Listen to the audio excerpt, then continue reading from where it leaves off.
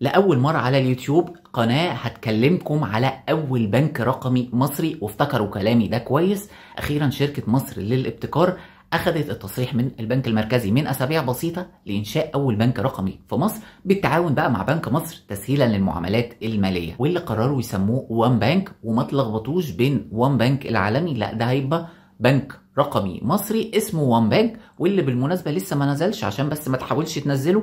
اول ما ينزل ان شاء الله هبقى اتكلم عنه. طب يعني ايه بنك رقمي؟ بنك رقمي هو البنك الحقيقي لكنه ملوش فروع، هو بنك افتراضي بتنزل التطبيق بتاعه على الموبايل وبتعمل بقى كل معاملاتك من اول فتح الحساب، ودايع، تحويل، سحب، ايداع، كل الكلام ده حتى قفل الحساب من خلال التطبيق. وطبعا هيكون شغال 24 ساعة على مدار 7 ايام في الاسبوع، يعني مش مضطر بقى تروح البنك الصبح تحجز رقم في الطابور وتضيع 5-6 ساعات كاملين عشان تعمل معاملة بسيطة. طبعا البنك ده برضو مش هيدعم العملات الرقمية، عشان ما تفكرش ان بنك رقمي معناها كريبتو والكلام ده، لا طبعا هو هيكون بيدعم عادي العملات المحلية، لكن لحد دلوقتي ما فيش اي كلام ان هو هيدعم العملات الكريبتو. طبعا انتوا فاهمين البنوك المصرية مش بتتعامل مع العملات المشفرة. السؤال الأهم هنا، هل البطاقات اللي هو هيصدرها تكون بتدعم التعامل الدولي ولا لأ؟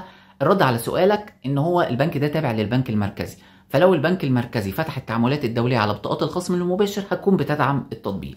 أما لو ما فتحهاش فأي بطاقة خصم مباشر أو مسبقة الدفع لو كان التطبيق بيصدرها مش هتكون بتدعم التعامل الدولي. لحد دلوقتي هم ما وضحوش هل التعامل في التطبيق ده هيبقى بكروت افتراضيه ولا بكروت حقيقيه بتسحب منها من الاي تي ام، لكن كل ده هيبان قدام اول ما ينزل، وان شاء الله هعمل لكم فيديو كامل عن شرح التطبيق. انا متوقع حاجه كويسه جدا مش هتقل على انستا باي. كان قبل كده متكلمين على موضوع انشاء اول عمله رقميه في مصر اللي هو الجنيه الرقمي. هل تتوقع انه الجنيه الرقمي ده هينزل وهيبقى عمله التطبيق، ولا تتوقع انه التطبيق هيدعم عمله الجنيه العادي وبعد كده هيبقوا ينزلوا عملة الجنيه الرقمي وتدعم بقى التطبيق؟ شاركني بقى برأيك، هل تتوقع الموضوع ده هينجح في مصر ولا لا؟ وهل تتوقع ان هو هيفيدك في معاملاتك اليومية ولا لا؟ هتلاقوني سايب لكم كل تفاصيل البنك ده في مقالة في وصف الفيديو.